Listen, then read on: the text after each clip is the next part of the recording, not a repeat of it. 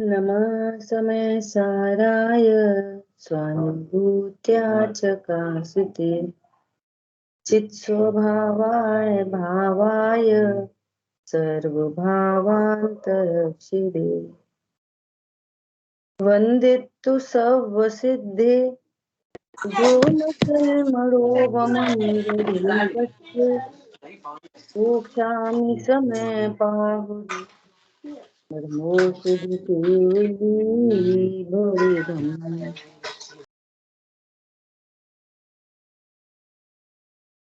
समय सारजी ग्रंथादिराज परिशिष्ट पर हम लोग स्वाध्याय कर रहे हैं, जिसमें आचार्य भगवान ने अनंत शक्तियों का स्वरूप कहा कि जीव में अनंत शक्तियां हैं और उन अनंत शक्तियों का स्वरूप एट अ ग्लांस 47 शक्तियों के माध्यम से हमको बता रहे हैं। इन शक्तियों में अब अपनी चर्चा चल रही है षटकारक की शक्तियां। आत्मा में अपना सुख रूपी कार्य करने की शक्ति है, अपने में ही अपनी शक्ति है, इसके लिए पर की आवश्यकता नहीं है ना। ऐसी बात यहाँ पर चल रही है। अपन ने कल तक कर्म शक्ति और कर्तृत्व शक्ति अर्थात जैसे षटकारक में बोला जाता है कर्ता कर्म, है ना। तो आत्मा में कर्तृत्व शक्ति होने के कारण आत्मा करता है और आत्मा में ही कर्म शक्ति होने के कारण पर्याय में अपना परिणमन कर सकता है, अपना कार्य स्वयं कर सकता है। कर्ता शक्ति कर्म शक्ति, यहाँ ज्ञानावर्णादि कर्म की बात नहीं, भाव कर्म की भी बात नहीं, यहाँ तो कर्म शक्ति की बात चल रही है। शक्ति, परिणमन भी नहीं, शक्ति। क्या बोला? इसकी बात चल रही है। जो कर्म हुआ रागादि कर्म है, आत्मा के कर्म है रागादि। निर्मल पर्याय आत्मा के कर्म है ना। तो यहाँ पर कह रहे हैं कि आत्मा में ऐसी कोई शक्ति नहीं कि जो राग आदि को करे। आत्मा में ऐसी कोई शक्ति नहीं कि आत्मा राग आदि को करे। आत्मा में ऐसी शक्ति तो है कि निर्मल पर्यायों को करे, ऐसी शक्ति आत्मा में है। तो उस कर्म शक्ति की बात चल रही है ना। और आत्मा में ऐसी शक्ति है कि कर्ता होकर अपना कार्य करे, ऐसी कर्ता शक्ति। तो ये हुए अभेद षटकारक। द्रव्य और पर्याय में लगाएंगे तो वे क्या हुए, एक ही द्रव्य और पर्याय में लगाएंगे तो अभेद षटकारक, और दूसरे द्रव्यों के साथ निमित्त सापेक्ष लगाएंगे तो वो भिन्न षटकारक। तो पूरी व्यवहार षटकारक की बात चली जाएगी। ठीक है। ऐसा कैसा कि आत्मा ने सम्यक दर्शन प्रकट किया। आत्मा में सम्यक दर्शन प्रकट करने की कर्म शक्ति, आत्मा में सम्यक दर्शन प्रकट करने की कर्ता शक्ति, ये अभेद षटकारक। और दर्शन मोहिनी के उपशम से सम्यक दर्शन हुआ, ये भिन्न षटकारक हो गए। दर्शन मोहिनी भिन्न द्रव्य। देव शास्त्र गुरु की उपासना से सम्यक दर्शन हुआ, ये भिन्न षटकारक। तो भिन्न षटकारक को भी स्थान है यहाँ। क्यों? क्यों? सत निमित्त का ज्ञान कराने। क्यों? क्योंकि कोई भी परिणमन 5 समवाय पूर्वक होता है तो 5 समवाय में 4 समवाय तो उपादान रूप है और निमित्त समवाय पर द्रव्य रूप है ना। ऐसा तो जब भी कोई परिणमन होता है तो निमित्त अवश्य उपस्थित होता है, तो कभी निमित्त की सापेक्ष कथन करते हैं। समझ आई बात? ऐसा स्टिल आत्मा में शक्ति है, परिणमन पर्याय में है। इसलिए पर्याय में पूर्णमन होने के कारण पर्याय के षटकारक पर्याय में ही लागू पड़ते हैं। पर्याय स्वयं कर्ता होकर सम्यक दर्शन रूपी कर्म करता है। कर्ता शक्ति कर्म शक्ति, उसकी व्यक्ति पर्याय में। ठीक है। अब यह बार बार बोला जा रहा है कि राग के षटकारक आत्मा में नहीं, है ना, पर पर्याय तो आत्मा में ही होती है। और क्यों होती है? आत्मा की, अर्थात तो क्या बोलेंगे, आत्मा की भूल से होती है।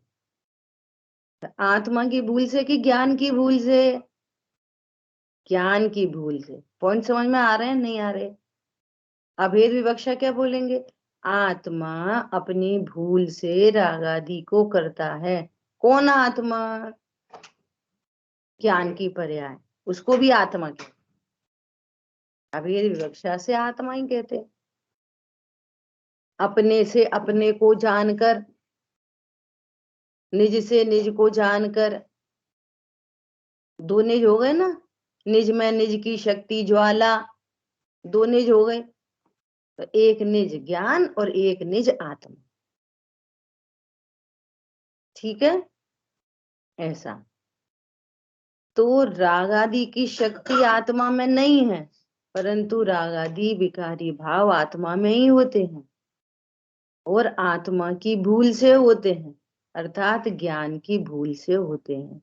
जब ज्ञान अपने स्वरूप को नहीं जानता और स्वरूप में स्थिर नहीं रह पाता, दोनों बातें।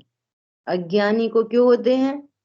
क्योंकि स्वरूप ही नहीं जानता, इसलिए होते हैं। सम्यक ज्ञानी को क्यों होते हैं? स्थिर नहीं रह पाते, इसलिए होते हैं। स्थिर नहीं रह पा रहे ना, इसलिए हो रहे हैं। अब अज्ञानी को कैसे समझाते हैं? वो कर्म के, पूर्व कर्म के उदय में हो रहे हैं, निमित्त की तरफ से कह दिए। कौन पकड़ में आया? स्वयं पर्याय स्थिर विशेष नहीं हो पा रही, उसमें ऐसे षटकारक नहीं है कि पूर्ण वीतरागता उत्पन्न करे। इतने ही षटकारक के अल्प वीतरागता, तो फिर अल्प राग है उपादान से। उसमें निमित्त कौन? पूर्वबद्ध कर्म का उदय। ठीक है, ये स्याद बात शैली है, अनेक विवक्षाओं से बात को समझना चाहिए। और किसी भी विवक्षा को सुनकर ज्ञान एकदम रिलैक्स, टेंशन नहीं, उससे प्रयोजन साध ले। ज्ञान कैसा रहता है? रिलैक्स एकदम। आत्मा ही राग का करता है, शक्तियां नहीं है, फिर भी आत्मा ही राग का करता है। आत्मा में राग करने की शक्ति नहीं, तो भी आत्मा ही राग करता है। ऐसी बात सुन के भी रिलैक्स। तो ये बताओ, मैं क्या जानूं? कि मैं राग करता हूं ऐसा जानूं, कि मैं त्रिकाली ध्रुव हूं ऐसा जानूं? क्या जानूं आखिर? क्या जानूं? तो ऐसा जानूं जो श्रद्धा है ना, श्रद्धा, श्रद्धा में जब स्वीकार होता है मैं ध्रुव हूं, तो वो तो श्रद्धा ध्रुव से ही अभेद हो जाती है। उसका बोल तो सदा मैं ध्रुव हूं।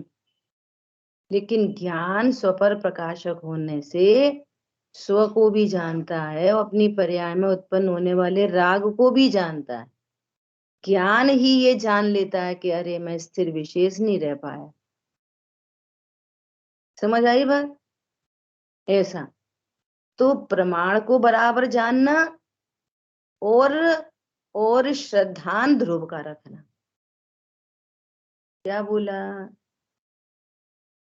अपने प्रमाण को बराबर जानना, ध्रुव को भी, और पर्याय की कंडीशन भी जानना, ये ज्ञान का काम है। लेकिन दृष्टि ध्रुव पर, विश्वास ध्रुव का। क्या बोला?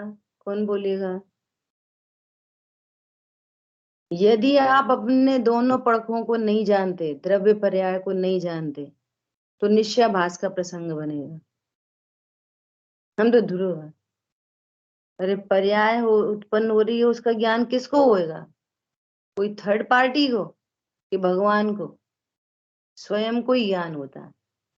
अपनी पर्याय में राग आदि उत्पन्न हो तो स्वयं को उसका ज्ञान होता है। अरे ये विकार उत्पन्न हुआ। पंडित साहब ने लिखा है ना, खटकती है राग आदि प्रणति विकारी। क्यों खटकती है जब मैं ध्रुव हूं तो? अरे पूर्णता चाहिए ना, इसका भी अभाव हो, है ना। खुद ही को सेल्फ संबोधन कर रहे हैं। पंडित साहब ने सब जगह सेल्फ संबोधन किया है। भो आत्मन श्री गुरु ने राग आदि को अपवित्र कहा। वो आत्मन, हे आत्मन, अपने को। तो बोलते बोलते रोंगटे खड़े हो रहे। हे आत्मन, अपने को सेल्फ संबोधन। हे आत्मन, तुझे जरूर पर में एकत्व हुआ है, तो एकत्व बुद्धि को तोड़, तभी ये राग उत्पन्न हो गया। हे आत्मन, तुझे पर में सुख बुद्धि हुई है जरूर, इसलिए तुझे ये भाव हो रहा है। हे आत्मन, ये परलक्ष्य को छोड़, ये बंध का कारण है। तो परिणति वहां से लौटती है स्वभाव की ओर। किसको संबोधन? दुनिया को नहीं। दुनिया को पढ़ाते रहेंगे, देखो राग आदि दुख के कारण है, कर्म बंध के कारण है, आत्म ही आश्रय कर, पाप पाप उदय में चाह व्यर्थ है। सेल्फ संबोधन, वाचना, प्रक्षना, अनुप्रेक्षा, आमनाएं, और फिर प्रभावना। किसको? अपने में सेल्फ संबोधन। और दूसरे को हो जाए तो ठीक, मत हो जाए तो भी ठीक। जब जब राग आदि परिणति उत्पन्न हो तो ज्ञान उसे जानता है और उसके अभाव का उपाय अपने में करता है। ओहो, अब मैं पर मैं ये वाली इष्ट कल्पना नहीं, ये वाली अनिष्ट कल्पना नहीं, पर मैं कभी एकत्व नहीं, पर मैं कभी ममत्व नहीं। ऐसा, इसका नाम है राग आदि को जानना, भिन्न जानना। ओहो, मैं अभी भी परिपूर्ण हूं, राग से खराब थोड़ी हो गया, अभी भी परिपूर्ण हूं। श्रद्धा में क्या चल रहा है? मैं तो परिपूर्ण हूं, अभी भी परिपूर्ण हूं। रोना गाना हंसना लड़ना फिरना सब हो गया, अभी भी ध्रुव हूं। और जो परिणति बाहर जा रही है उसको वापस स्वभाव में मग्न विशेष हो, वीतरागता की वृद्धि हो। कौन समझ में आ रहा है? ऐसा। और देखो दूसरी बात, मुझे और क्या बात करनी थी, आगे अपन पढ़ेंगे अभी। कर्ण शक्ति। हम्म। दूसरी बात क्या कहनी थी? एक दिन अपनी क्रियावती शक्ति और योग की थोड़ी बात चली, है ना। तो क्रियावती शक्ति, जैसे मुझे एग्जाम्पल क्या ख्याल में आया उसको समझने के लिए, कि जैसे बॉल होती है ना, बॉल, बॉल यहां से और यहां तक जाए, तो बॉल यहां से यहां तक जा रही है, ये तो हो गई क्रियावती। यहां से यहां, इस क्षेत्रांतर हो गया क्रियावती शक्ति से क्षेत्रांतर। और वो बॉल ऐसे यहां से यहां तक जाती है ना, जाने पर भी वो अपने ऐसे मूव होती रहती है, गोल गोल घूमते घूमते जाती है। दो काम हो रहे हैं, खुद से गोल गोल घूम भी रही है और आगे भी बढ़ रही है। समझ आ गई बात? गोल गोल घूम रही है और आगे बढ़ रही है। तो जो क्षेत्रांतर हो रहा है वो तो क्रियावती शक्ति, और सेल्फ में फिर भी मूवमेंट हो रहा है, वो है योग। और वो आत्म प्रदेशों का योग शरीर से एकदम निरपेक्ष है। शरीर का परिणाम न्यारा और आत्मा के योग न्यारे। अरे बात समझ में? और निमित्त नैमित्तिक संबंध होने से जैसा आत्म प्रदेश हिलेंगे वैसे उंगली हिल जाएगी। इधर भाव हुआ, उंगली हिलाऊं, उधर आत्म प्रदेश हिले, तो अब चूंकि एक क्षेत्रावगाह संबंध है तो उंगली भी हिल गई। और यहाँ पैरालिटिक अटैक है तो भाव हुआ हिलाने का, वो आद प्रदेश भी हिल गए, उंगली नहीं हिली। इसका ही मतलब है कर्ता कर्म संबंध नहीं। ऐसा। अब किसी को कंपन रोग हो जाए तो वैसा हिलता रहता, तो भाव नहीं है। भाव नहीं है, भाव तो है रोकने का, हिलाने का भाव नहीं है ना। तो योग तो अपना वाला हो रहा, और योग तो ये हिल रहे तो योग भी हो रहा, ये हिल रहे तो योग भी हो रहा है ना। अब सुनो गजब की बात, बंध का संबंध क्षेत्रांतर से नहीं है। बंध का संबंध योग और कषाय से, भावों से और योग से। ये बहुत इंपॉर्टेंट बात है। क्या बोला? योग का संबंध, बंध का संबंध किससे है? आत्म प्रदेशों का परिस्पंदन, और उस समय जैसे जैसी कषाय हो वैसा, मिथ्यात हो कषाय हो, मिथ्या चला गया हो अप्रत्यक्षान कषाय हो, अप्रत्यक्षान चली गई हो संजुलन कषाय हो, संजुलन कषाय भी चली गई, अकेले योग रह गए हो। पॉइंट पकड़ में आया? बंध का संबंध क्रिया से नहीं है, क्षेत्रांतर से नहीं है। इसलिए कहते ना, मैं कहीं नहीं गया, मैं कहीं नहीं घूमा, है ना। अब इसको सिद्ध करो कि क्रियावती शक्ति से बंध का संबंध क्यों नहीं है।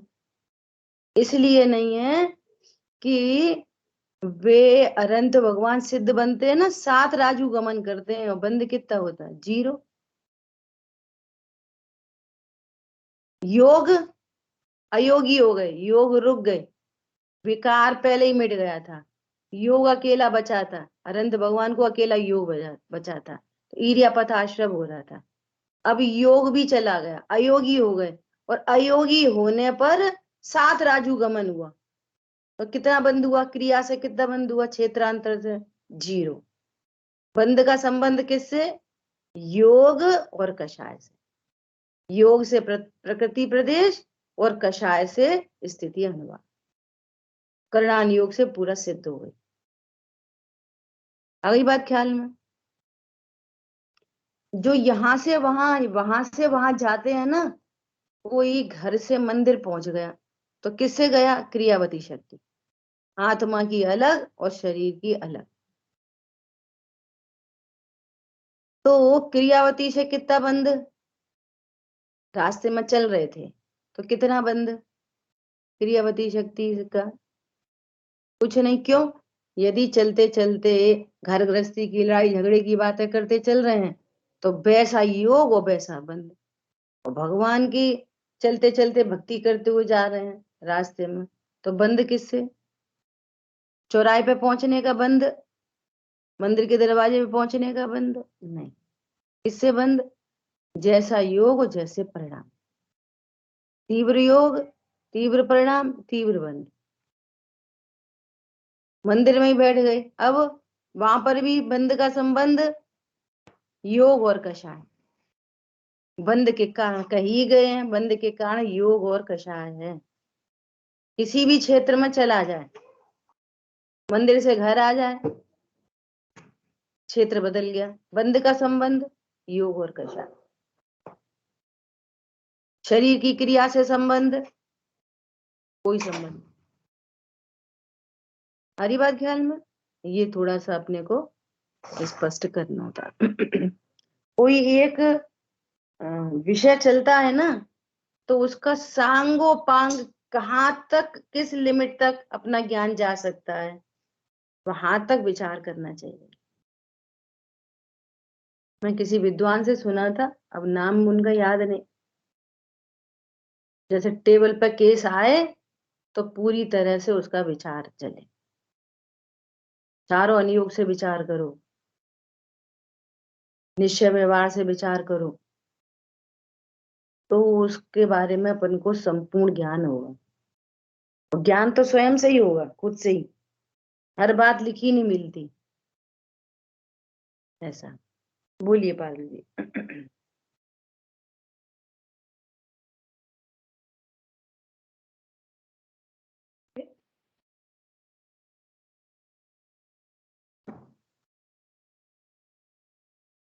वो अनम्यूट करिए।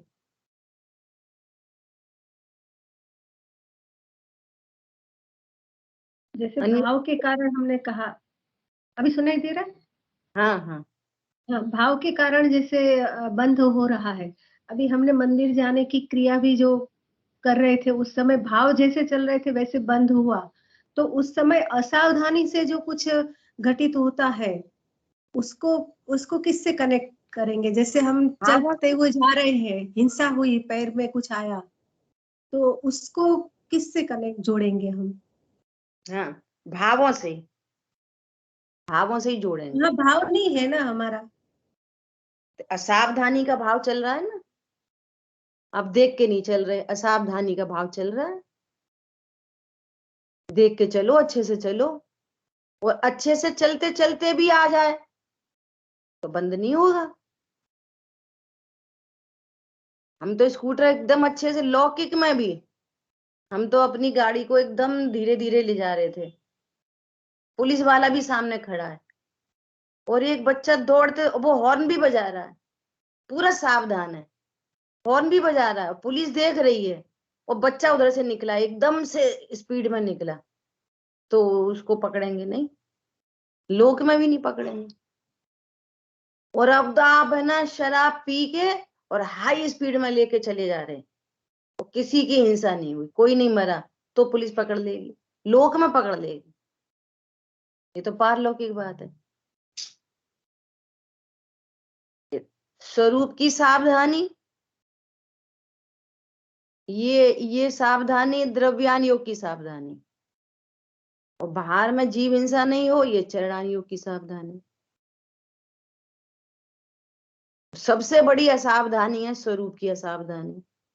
हम देख देख के तो चल लेते कदाचित, लेकिन अब अपने स्वरूप को नहीं देख देख के समझते। तो सबसे बड़ी असावधानी तो स्वरूप की असावधानी है। मैं जीवों को मार सकता हूँ, बचा सकता हूँ, चल सकता हूँ, फिर सकता हूँ, मेरा ही पैर है, मेरे पैर के नीचे दब गया, इसलिए सबसे पहले स्वरूप में सावधान हो, और वो पैरेलल चलता है। स्वरूप में सावधान रहने वाला जीव मंद कषाई होने के कारण बाहर की सावधानी तो हो ही जाती है, उसमें कोई बड़ा काम नहीं है, हो ही जाती है। जितने लोग अभी बैठे हैं, ये शराब पीने वाले बैठे हैं अपने सामने, कि मांस खाने वाले बैठे हैं, कि गाली देने वाले बैठे हैं, कौन बैठा है? अरे इतनों से तो, इतनी बातों से तो अपने कुल में जन्मने वाले को नहीं होती, कुल में जन्म ही है अभी, उसको ही नहीं होती। तो इतने इतने मंद कषाय में तो जैन कुल में जन्मता ही वो ही है, इतना मंद कषाय। अन्याय नहीं होते हमारे घरों में, अनीति नहीं होती हमारे घरों में, और अवक्ष का अपना अपना जिसको जितनी समझ में आ रही वो लेवल होता है। हरी बात ख्याल में। तो ये तो ड्रेस कोड है, ये तो, इससे पढ़ाई नहीं होती। तो इसलिए मूल असावधानी तो स्वरूप की असावधानी है, जो अनंत बंध का कारण है। और जिसको वो सावधानी रखता है, तो ये सावधानी उसके जीवन में आ ही जाती है, आ ही जाती है ऐसा। और फिर भी गुणस्थान प्रमाण, योग्यता प्रमाण, असावधानी मुनिराज को भी है, संजुलन जाति का बंधु ने भी होता है। देखो गमनादि मुनिराज पे होते हैं, ईरिया समिति से चलते हैं, और गमनादि अनंत भगवान को भी होते हैं। क्या बोला? गमनादि अनंत भगवान को भी होते हैं। तो उनके गमन का उन्हें कितना बंद, कुछ नहीं, भाव ही नहीं है। कितने दूर दूर समर्षण मूव हो जाता है, तो बिना इच्छा के खड़े होते हैं, बिना इच्छा के बैठते हैं, बिना इच्छा के चलते हैं। समझ में आ रही है? गमनादि वहां पे भी हो रहे हैं, लेकिन चूंकि कोई विकार नहीं है। दूसरी बात ये, कि उनका देह परम औदारिक होता है और अंतरिक्ष में गमन करते हैं। तो भले अंतरिक्ष में गमन करते हैं, अंतरिक्ष में भी तो जीव राशि है, जमीन वाली नहीं है, जमीन में पैर नहीं रख रहे, तो ऐसे तो जीव राशि है। लेकिन ऐसे ही संबंध है कि उनके शरीर से टकरा के भी सूक्ष्म जीव तो किसी से नहीं मरते। ये बादर तो मर जाते हैं, तो बादर जीव भी नहीं मरते, क्यों? भाव ही नहीं है वहां पे। बंध का संबंध तो भावों से है। क्या बोला? देखो, जैसे आप सामायिक के काल में बैठे हो, सामायिक के काल में बैठे हैं और सम्यक दृष्टि जीव है, दो कषायों का अभाव हो रखा है, तो दो कषाय के अभाव रूप तो सावधानी, और दो कषाय तो उस समय भी है, सामायिक के काल में भी है, निर्विकल अनुभूति के काल में भी है, तो उतनी असावधानी तो निर्विकल अनुभूति के काल में भी है, उतना बंद बिना उठे चले फिरे भी हो रहा है। बात आई समझ में? उठे ही नहीं हम तो चले ही नहीं, काय का बंद? कि तुम स्वरूप में सावधान नहीं हो ना अभी पूरी तरह से, उतना बंद। और जो हमें हमें जो हिंसा दिखाई देती है वो तो बहुत स्थूल हिंसा है। हिंसा तो जिनागम में राग आदि की उत्पत्ति को हिंसा कहा है। राग आदि की उत्पत्ति हुई, जीव मरा नहीं मरा, हिंसा चालू है। जितना राग उतनी हिंसा, जहां राग उतनी हिंसा। और पकड़ में आया? तो पैर रखने से हिंसा नहीं होती हमारी। क्या बोला? पैर हमारा है ही नहीं, पैर की हिंसा से हमें क्या को हिंसा लगेगी? कौन समझ में आ रहा है? पैर की हिंसा से हमको हिंसा क्यों लगेगी? हमारे है ही नहीं पैर। लेकिन तुम्हारे को बिना देखने का जो भाव है ना, बिना देख के चलने का भाव, उस भाव से हिंसा लगती है। जीव मर जाने से हिंसा नहीं लगती।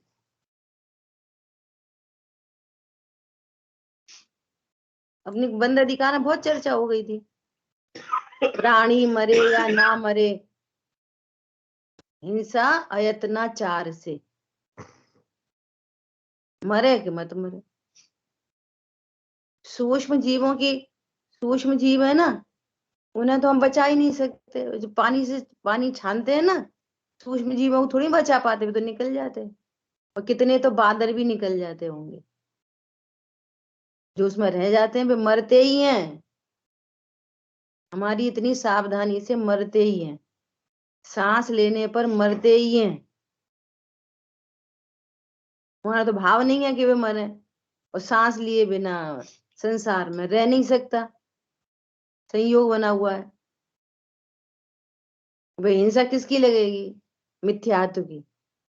मैं सांस लेता हूँ, ऑक्सीजन से जीता हूँ, इसकी हिंसा है। समझ आई बात? इस स्वरूप की असावधानी आपने शब्द कहा ना, बहुत मतलब बैठ गया हाँ, दिमाग में। बस वही, ये बड़ी असावधानी है, उसी का नाम प्रमाद है। बहुत लोग आपको शिविर वगैरह होंगे ना, शिविर होंगे, पंच कल्याणक होंगे, ऐसे दौड़ धूप करते मिलेंगे, बिल्कुल खुद नहीं खाएंगे, भोजन की तैयारी करवाएंगे, भूखे रहेंगे, होठ सूखते होंगे, पानी नहीं पिया सुबह से, कहेंगे वो कितने, हो कितनी प्रभावक जीव है, कितने कितने कितने। और कह रहे मिथ्यात्व का बंध हो रहा है, स्वरूप में असावधान है, बाहर एक्टिव है। कितने नंबर मिलते हैं जिन शासन में? 0, minus marking, minus minus marking है। तो अब नहीं करें? अरे नहीं करें नहीं, कुछ लोग ऐसे ही बंद करके आते हैं, उनके ऐसे ही काम होते हैं कि जो लोग तत्व ज्ञान, उस पंच कल्याणक में तत्व ज्ञान करके सम्यक दृष्टि होंगे ना, उन्होंने ऐसा पुण्य बांधा है कि तुम्हारे शरीर के लोग उनकी व्यवस्था करेंगे। क्या बोला? तत्व ज्ञान करने वाला इतना पुण्यशाली होता है कि ऐसे ही बड़े बड़े लोग उसकी सेवा करते हैं पहले से ही। समझ में आ रही है बात? तो ऐसे लोग चाहिए कि नहीं चाहिए? वो भी चाहिए। प्रकृति में ऐसे ही सब सिस्टम बना हुआ है। हमारी बात ख्याल में है? करें या नहीं करें का मैटर ही नहीं। तो ऐसे ही निदान बंद बांध के आते हैं। चलो आगे की शक्ति पढ़ते हैं। बहुत अच्छी शक्ति है, करण शक्ति।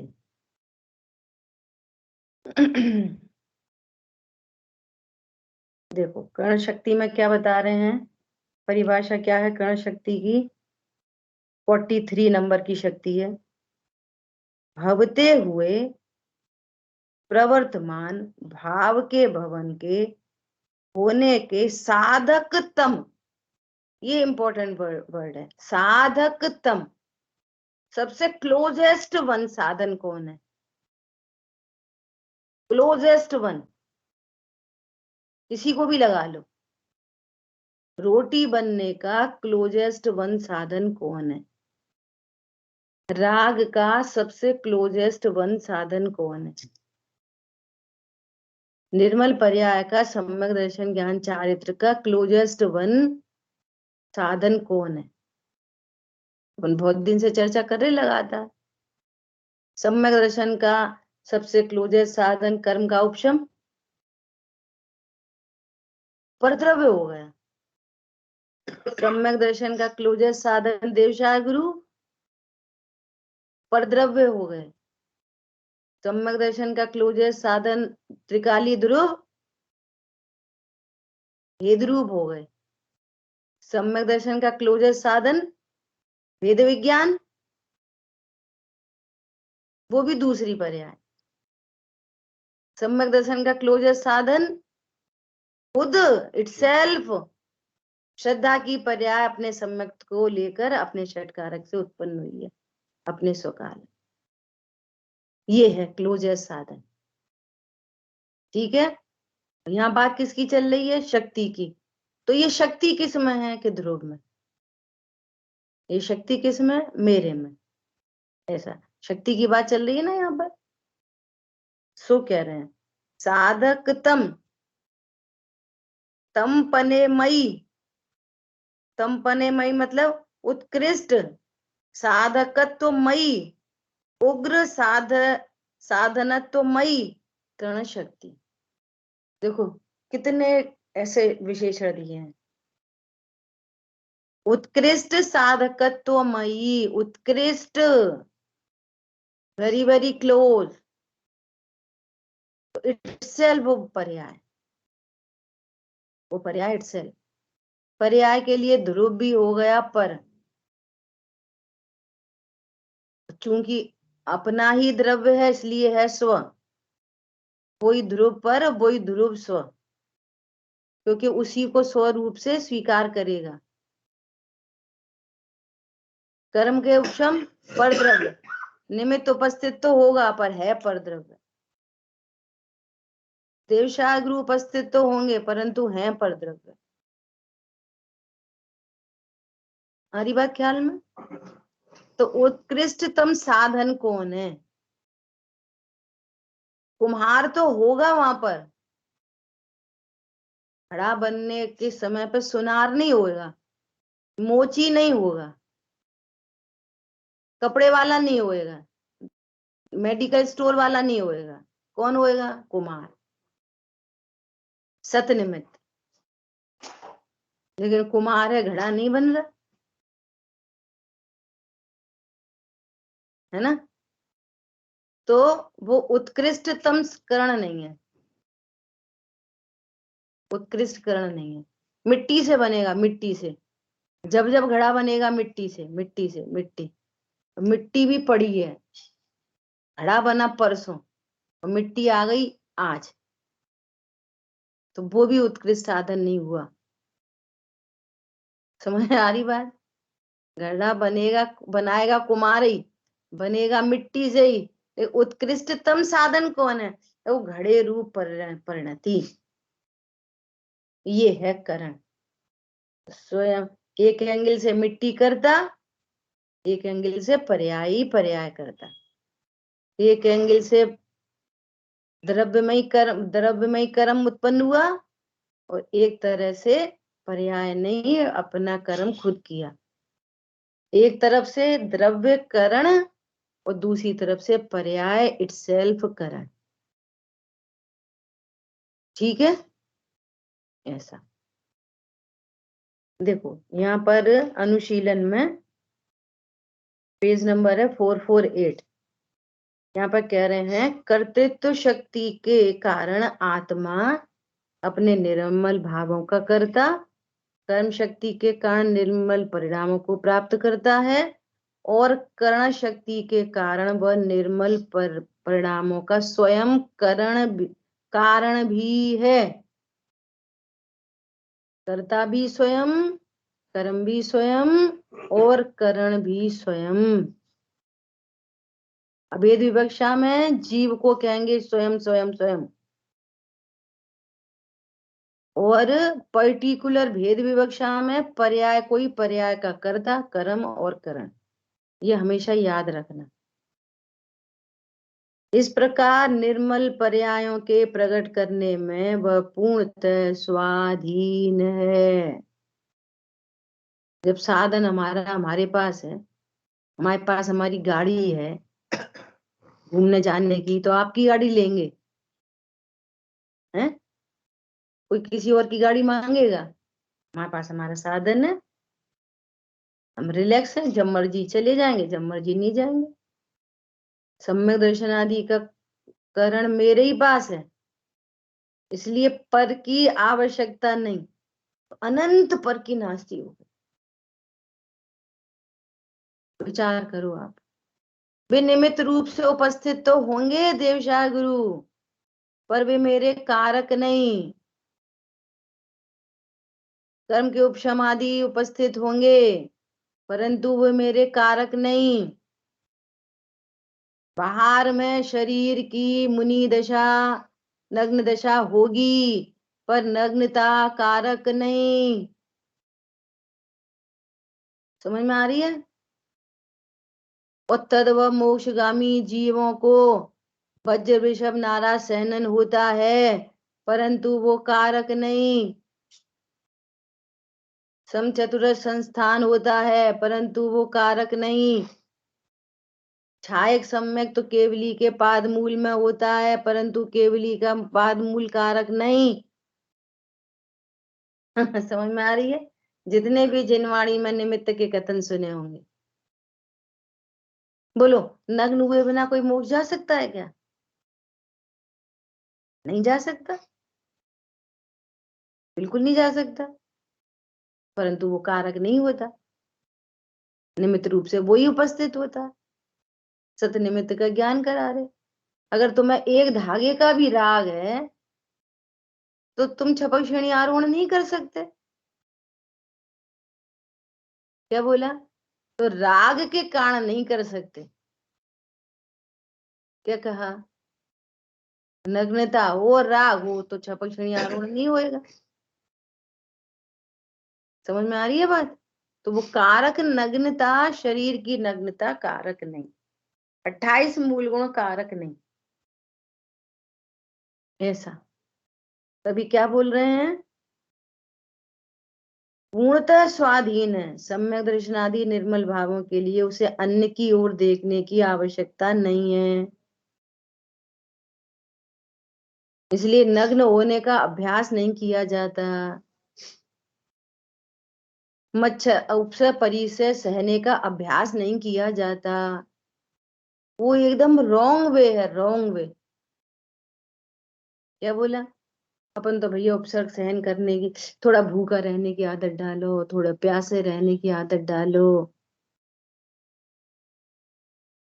तो मुंह जल्दी हो जाएगा ना। बोलो। तो फिर सही बात है, इन आदतों से थोड़ी था। अपन तो खूब खाओ पियो। अरे ये किधर से आ गई? अनाहारी स्वरूपो हम, ज्ञान स्वरूपो हम, परिपूर्ण स्वरूपो हम। समझ आ रही? ये अभ्यास करो, निर्णय करो। फिर क्या बोल रहे हैं? क्योंकि निर्मल पर्यायों को प्रकट करने की पूर्ण सामर्थ्य इन 6 कारक संबंधी 6 शक्तियों के माध्यम से हम में विद्यमान ही हैं। ठीक है? गुरुदेव श्री क्या कहते हैं? आप में से कोई पढ़ेगा? कौन पढ़ेगा बोलो? अर्चना जी आप पढ़िए। हाँ, इस करण शक्ति का स्वरूप स्वामी जी इस प्रकार स्पष्ट करते हैं। सम्यक दर्शन से लेकर सिद्ध दशा तक जो जो भाव मुझ में होते हैं उनका साधन होने की शक्ति मेरे आत्मा में है। बाहर के कोई पदार्थ मेरे साधन है ही नहीं। जिस प्रकार अग्नि की उष्णता का साधन अन्य कोई नहीं है, किंतु वह स्वयं ही अपने स्वभाव से उष्णता का साधन है, उसी प्रकार चैतन्य मूर्ति आत्मा को अपने ज्ञान आनंद का अन्य कोई साधन नहीं है। वह स्वयं ही साधन होकर ज्ञान आनंद रूप से परिणमित होता है। मेरे ज्ञान कर्ता का आनंद के लिए मुझे पर के साधन की जरूरत ही नहीं है। क्या बोला? कर्ता का साधन हाँ चलो पढ़ो। कर्ता का साधन सचमुच कर्ता से भिन्न नहीं होता, इसलिए कर्ता से हाँ पढ़िए पढ़िए। आप समझा रही है कुछ आप? इस लाइन को पढ़ लीजिए पहले।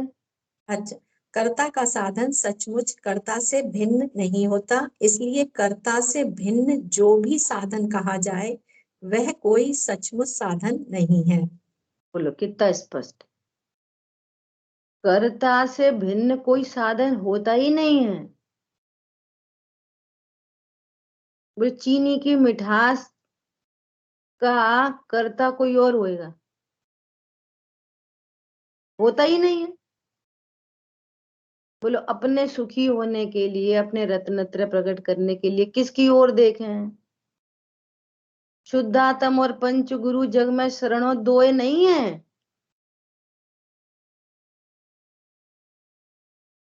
जग में शरण एक ही है। उनको शरण इसलिए कहा जा रहा है कि उन्होंने मुझे मेरा शरणभूत आत्मा बताया, इसलिए बस। उन्होंने बताया है इसलिए बस। हरी बात समझ में? पंचगुरु क्या कह रहे हैं? तेरो शरणों तोय। मैं तेरा शरणभूत नहीं हो सकता। तो कोई अन्य को साधन कहे तो समझना व्यवहारने से कह रहा है तो हमारे यहाँ स्थान है, लेकिन कर्ता साधन कर्ता मानकर कह रहा है तो मिथ्यात्व। अब दुनिया में सुखी होने के जितने भी उपाय बताए जा रहे हैं, भैया स्वस्थ रहो, खाओ पियो ऐसा, नेचुरोपैथी, होम्योपैथी, एलोपैथी, फलानी पैथी, धन पैसा, ये वाली नौकरी, वो वाली नौकरी, विदेश यात्रा, फलाना ठिकाना, तो समझ लेना ये सब भव समुद्र में डूबने के कार्यक्रम है। क्षेत्रांतर तो हो सकता है, क्या बोला, परंतु ये मेरे सुख के कारण नहीं है, क्योंकि मेरे सुख का कारण मेरे से अभेद है। और समझ में आया? ये बात यहाँ चल रही है। अपने से भिन्न करण का अभाव है। अपने से भिन्न करण का तो अभाव ही हो रखा है। देखो आगे पढ़ो, बहुत सुंदर पैराग्राफ है ये। अपने से भिन्न करण का अभाव है, ऐसा कहकर आचार्य देव ने महासिद्धांत बतलाया है। अरे जीव, अपने साधन की गहरी खोज अपने में कर, अपने अंतर में ही साधन को ढूंढ। जो अपने साधन को बाह्य में ढूंढते हैं वे उसकी गहरी खोज करने वाले नहीं हैं। किंतु उथली बुद्धि वाले बाह्य दृष्टिवंत हैं। जो आत्महित के साधन की सच्ची मीमांसा करते हैं, उन्हें तो अपने आत्मा में ही अपना साधन भाषित होता है। राग या बाह्य द्रव्य अपने साधन रूप से किंचित भाषित नहीं होते। समझ आई बात? जो बाहर में साधन ढूंढ रहे हैं, अभी भी शरीर की क्रियाओं से धर्म मान रहे हैं, तो समझ, और अपने में वो तत्व निर्णय की खोज नहीं कर रहे, एनालिसिस नहीं कर रहे, तो समझना कि वे बहुत बाह्य दृष्टि बनते हैं, उथली बुद्धि वाले। कैसे हैं? उथली बुद्धि वाले। तो इनको साधन नहीं मिलता, यानी अपने में साधन को ढूंढ। मीनल बहन जी आप पढ़ो।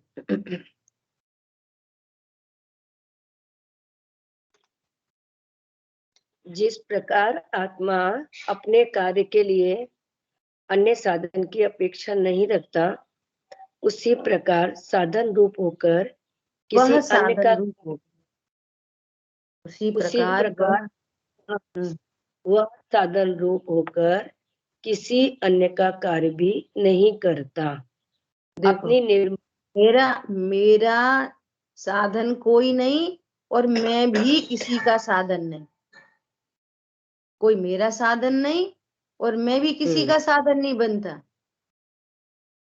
क्या बोला? मैं तुम्हें पढ़ा लिखा के होशियार बना दूं तो मैं तुम्हारा साधन हो गया, और तुमने मुझे पढ़ाया तो तुम मेरे साधन हो गए। भैया अपने अपने ज्ञान की पर्याय अपने अपने कारक से उत्पन्न होती है। बस पर द्रव्य निमित्त रूप से उपस्थित होते हैं, वे करते कुछ नहीं है, कारक नहीं है ऐसा। अपनी निर्मल पर्यायों का साधन होने की आत्मा में परिपूर्ण शक्ति है, किंतु शरीर वाणी आदि की क्रिया में साधन हो ऐसी किंचित भी शक्ति आत्मा में नहीं है। और सचमुच विकारी भावों का साधन होना भी आत्मा का स्वभाव नहीं है। आत्मा के स्वभाव की श्रद्धा करने वाला जीव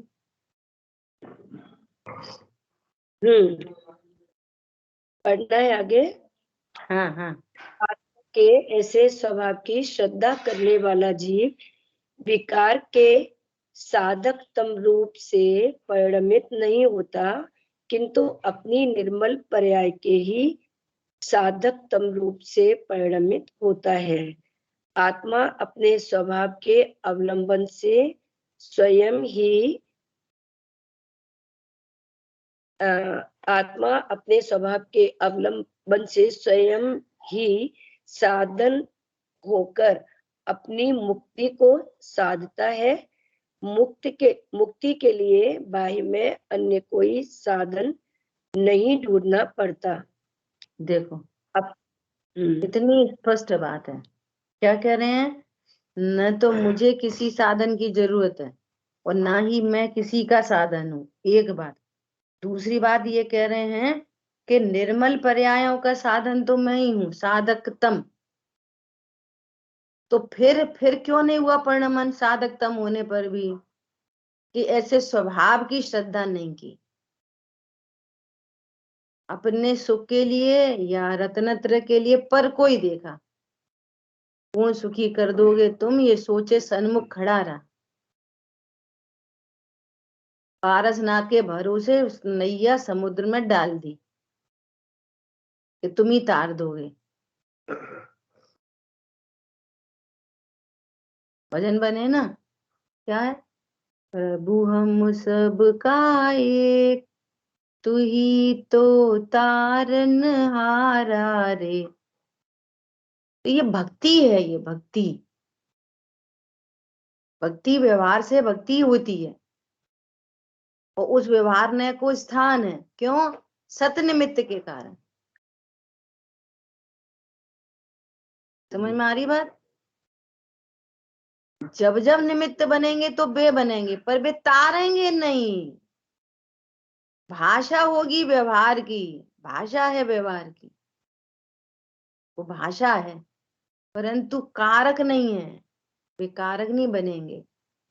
तो जब ज्ञान ऐसा निश्चित करता है तो विकार के साधकतम रूप से परिणमित नहीं होता और निर्मल पर्यायों से परिणमित हो जाता है। ये बात यहाँ पर आई है। क्या कह रहे हैं? आत्मा के ऐसे स्वभाव की श्रद्धा करने वाला जीव अब विकार के साधकतम रूप से परिणमित नहीं होता। जब उसकी दृष्टि सारे विश्व से हट जाती है और वो दृष्टि अपने में लगती है, अपनी खोज करती है, तो उसको विकार मिटता जाता है, मुंह की चट्टान टूटने लगती है, कोड़ा कोड़ी सागर अंत कोड़ा कोड़ी हो जाते हैं, जो अपन ने प्रायोगिक लब्धि और कण लब्धि में देखा। स्थिति बंधापसरण होने लग जाते हैं, अनुभाग बंधापसरण होने लग जाते हैं, कांडक घात होने लग जाते हैं। समझ में आ रही है? धज्जियां उड़ने लगती हैं कर्मों की। और निर्मल पर्याय मोह की चट्टान टूटी, शांति निर्जर बह रहा।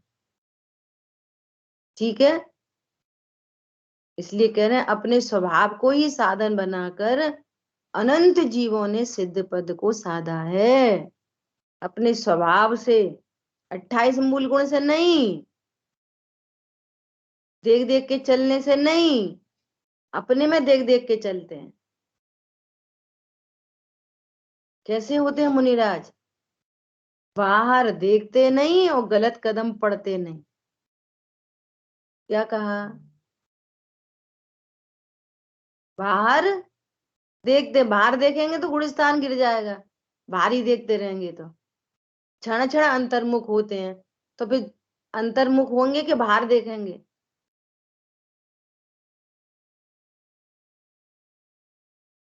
क्या समझ में आई? मुनिराज एरिया समिति से चलते हैं, 4 हाथ जमीन देख के चलते हैं, तो 4 हाथ जमीन नहीं देखते रहेंगे? जीव नहीं मर जाए, जीव नहीं मर जाए, तो जीव नहीं मर जाए तो गुलिस्तान गिर जाएगा। क्षण में अंतर्मुख नहीं होंगे, तो अंतर्मुख होंगे तो बाहर नहीं देख पाएंगे, और फिर जीव मर जाएगा, फिर हिंसा लगेगी। नहीं नहीं प्रभु, बाहर देखते नहीं और गलत कदम पड़ते नहीं, अपने में चलते हैं एरिया समिति से, बाहर में कहा जाता है। समझ में आ रही है बात? अब एक तो नई बात आ गई, 4 हाथ जमीन देख के चलते। दूसरी बात आ गई, वो देखते ही नहीं। ये है विवक्षा स्याद्वाद शैली। सुना है ना सबने? क्षण में अंतर्मुख होंगे तो छदमस्त है ना मुनिराज भी, तो एक समय में एक कोई विषय बन सकता है छदमस्त को, या 100 बने कि पर बने। तो जब 100 ज्ञान में विषय बन रहा है तो फिर जमीन देख पाएंगे? फिर कोई जीव मर गया तो असावधानी है ना। अरे प्रभु स्वरूप में बहुत सावधान है, और कदाचित कोई मर भी जाए तो हिंसा नहीं लगती। स्वरूप में होने के समय देख के चलेंगे नहीं, वो कलर कदम पड़ेंगे नहीं। ऐसा मुनिराज का स्वरूप है। इसलिए साधकतम कौन है? मुनि दशा क्या है? देख के चलना कि स्वरूप को देखना? साधकतम क्या है? साधकतम ये कर्ण शक्ति, और उस पर्याय में ऐसी वीतरागता की योग्यता। ठीक है, शेष चर्चा आगे करें। मैं जितना भी छोड़ देती हूँ ना, मैं पर्टिकुलर पोर्शन समझने समझाने के लिए उतना अपन पढ़ते हैं, और जितना छोड़ती हूँ उसको सब पूरा चैप्टर पढ़ा करो। मुश्किल से 1-2 पेज होते हैं एक एक शक्ति के। ठीक है? जिनवाणी के ज्ञान से सूझे लोकालोक, सो वाणी मस्तक नमो सदा दे तुम दो। बोलिए द्वाशांगमयी जिनवाणी माता की जय हो। जय जिनेन्द्र सभी को। सभी को जय जिनेन्द्र।